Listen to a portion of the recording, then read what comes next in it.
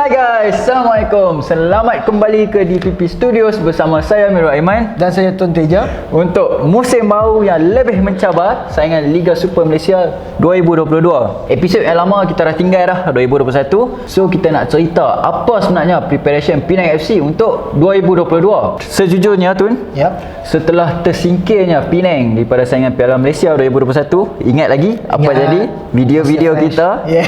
Asal macam baru semalam, tapi sebenarnya dah lama kan. Dan bila saya jumpa fan-fan yang memang follow tim Penang dekat luar, yang mana kenal DPP, saya boleh katakan yang ramai tanya saya, apa dah jadi Penang next season? Rasa Penang boleh pergi jauh ke? Apa sebenarnya yang berlaku dalam pasukan ni kan? So dah lalang kita nak sembang ni, sekali harung lah kita buat konten.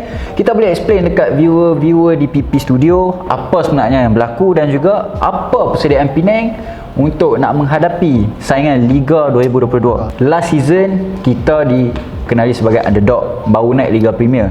Tapi disebabkan oleh pencapaian Penang dalam Liga tu nombor 3. So sekarang ni kita dah bukan digelar underdog lagi dah. Kita boleh dikatakan antara apa dok? Pencabar lah, apa dok? Saya tak tahu. Antara pencabar dalam Liga. Okay, so dengan insiden yang berlaku dalam pasukan last season, dengan isu-isu dan juga kontroversi yang melanda pasukan, lepas tu dah habis Piala Malaysia, habis saingan Time Suzuki Cup berlangsung, yang mana tu pun satu episod duka juga tu kan, untuk bola sepak Malaysia kan. Majoriti berapa? 17 orang, 18 orang pemain meninggalkan pasukan dan sign dengan pasukan baru dan sebagainya. Jadi bila dekat situ memang berlaku konflik dan kalangan penyokong kan. Ramai duk tanya, apa jadi ni Penang ni? Sebab apa boleh jadi macam ni kan? Sampaikan key players semua belah. So tu Nada nak ulas sikit. Okey, saya rasa apa yang telah diberitahu oleh official Penang FC dalam perjumpaan sebelum ni pun jelas. Mereka cakap ada pemain yang dibuang oleh kerana kayu mati, dan ada player yang keluar setelah tak dapat feedback daripada player tersebut, ataupun ada player yang dah dapat tawaran yang lain yang mungkin walaupun management cuba untuk kekalkan player ni kan, dengan offer kenaikan gaji, dengan beberapa persen dan sebagainya, yang bagi saya benda tu tak ada masalah kalau dapat naik gaji, dan player tu pun bukannya tak dapat tempat, regular player. Tapi tak tahulah, mungkin ada offer yang better daripada pasukan lain kan. Sebab pemain dia akan fikir career, depa punya career yang mungkin boleh jadi pendek, boleh jadi panjang. So tak apa, yang mana dah pergi tu kita ucapkan selamat maju jaya je lah. So kita nak fokus yang datang. That's better. Sebab kata pepatah, patah tumbuh hilang berganti. So dengan apa yang telah pun berlaku bila masuk 2022, sebenarnya awal-awal tu memang bukan takat fan saja, kita pun risau. Sebab bila social media update ucapan terima kasih dekat player, kita boleh tengok sehari berapa banyak kali, sejam sekali terima kasih player tu lah, set player ni pula terima kasih kan. Ramai yang kena terima kasih. Ramai yang kena terima kasih. Tapi tak tahulah player tu ada reply sama-sama ke tak. Kan. Lepas tu bila nak tunggu new signing, kita pun rasa macam ketak. Penang ni ada lagi ke 2022 kan? Sebab kita tengok tim-tim yang lain yang tengah rancak ambil player-player yang ternama. So kita takut lah. Sebab kita ni top 3, takkan kita nak downgrade kan kita punya tim ni. So tak apa, akhirnya terjawab juga. Dia asal mulanya daripada player yang dikekalkan kan.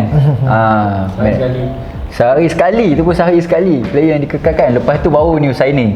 Tu pun sama juga, sehari seorang player. Mula-mula expectation tu serius, saya cakap tak letak harapan yang tinggi untuk katalah sign player star ke apa kan. Sebab kita faham dengan kekangan yang ada dalam tim ni kan, segi bajet, dari segi Penang kan, sampaikan biasalah orang akan tanya, Penang ada tim bola ke? Kan. So benda-benda tu sebenarnya kekangan untuk kita sign player star.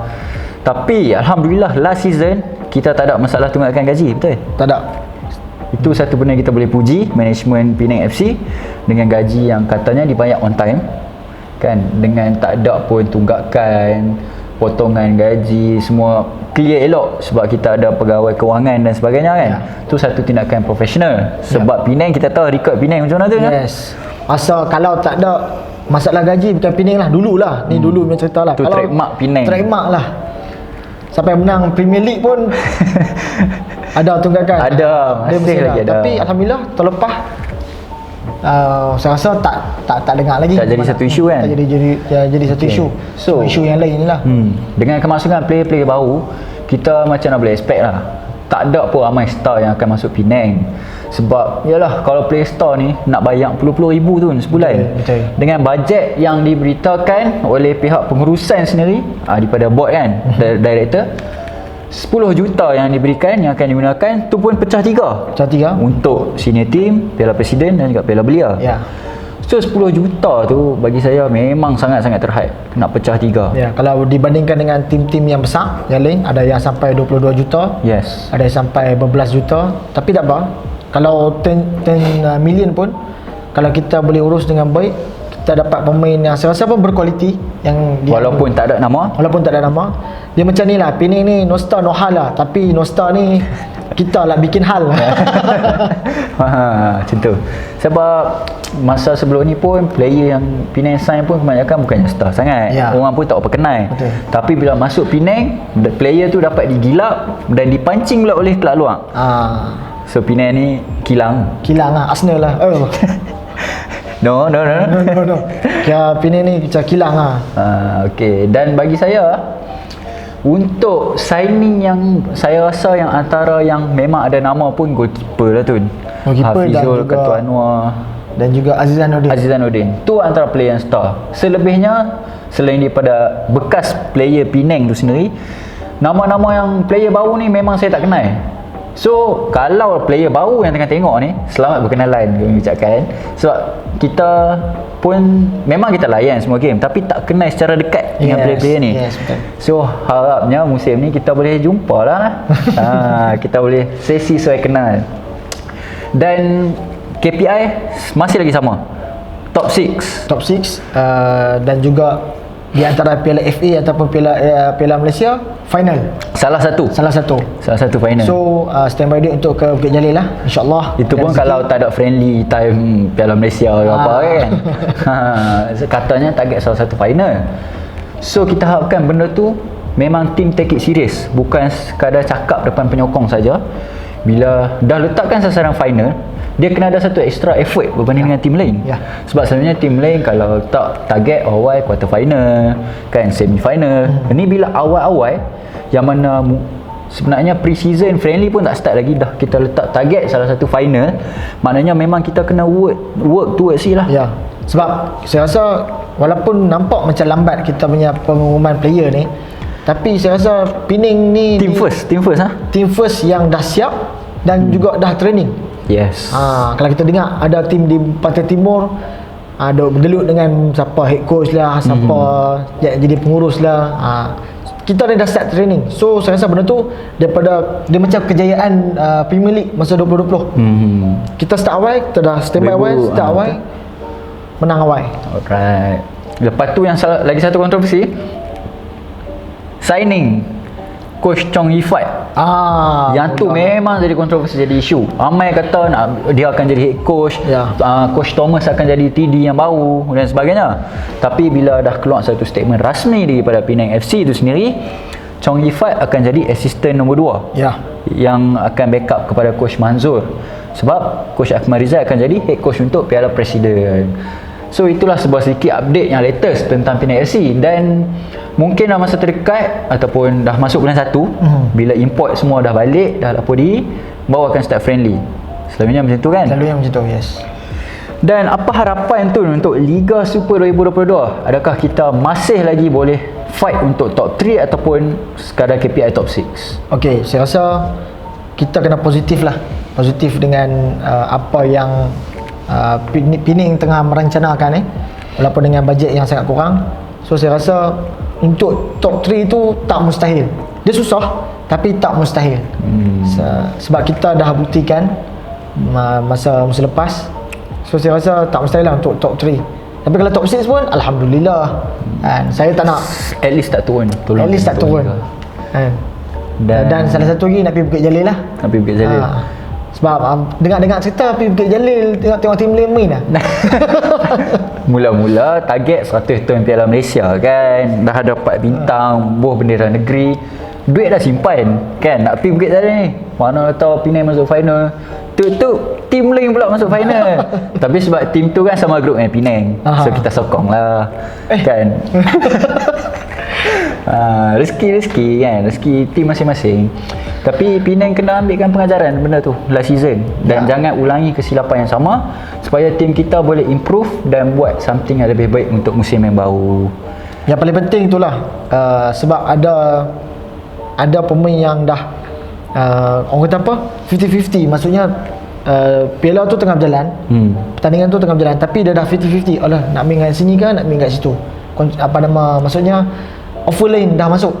Dia akan jadi 50-50. Tapi apa yang diterangkan oleh board, mereka nak buat, kalau kata player tu potential, dia akan sign terus. Maksudnya baru bulan 5 bulan 6 sign terus untuk setahun lagi, Next season. Saya rasa benda tu satu benda yang bijak, brilliant. Sebab pemain dia akan macam okay, I belong to here kan. Maksudnya aku ni Penang punya team, tahun depan pun aku punya Penang punya team. Benda tu dia tak akan jadi kegusaran untuk pemain. Dia akan fokus 100%. Bagi saya itu bagus lah. Okay. Dan last kita dah sembang ni. Last untuk tu ni. Ya. Tu rasa untuk season ni, Okay. adakah tu nak akan sokong Penang macam last season dengan kita dah beli away day? Okay, ya. Home away kita akan turun stadium. InsyaAllah kalau duit banyak, kalau rezeki banyak, sampai Sabah kita pergi. Sampai Ada Sabah. Sarawak wadan. Sampai Sarawak pun kita pergi. InsyaAllah nasib baik tak pergi AFC. Pergi AFC pening juga orang nak pergi Singapura. InsyaAllah lah, insyaAllah. Okay. Tapi home insyaAllah juga kita akan pergi ke semua game. Harap ada season pass lah. Kalau ada lah. Betul. Satu benda yang kita boleh implement. Sebab pasukan lain dah buat, kenapa kita tak ikut benda yang baik daripada tim lain kan? Ya. So benda tu kita kena take note. Dan kami sebagai penyokong macam biasa, kami akan terus sokong pasukan. Yes. Dan kalau menang kalah, kritik tu benda biasa. Ya. Sebab bola sepak tak lari daripada kritikan, tak lari daripada tohmahan. So benda tu semua asam garam dalam bola sepak. So itu saja seloteh kami untuk permulaan konten 2022. Apa pula hampa nak cakap? Apa kata anda? So tinggalkan di ruangan komen apa yang anda rasa preparation untuk Penang FC 2022. Adakah dah cukup dengan signing kita dan kita pun dah start training, ataupun signing kita tak cukup gah, tak cukup menyengat dan sebagainya? Pendapat masing-masing macam biasa tinggalkan di ruangan komen.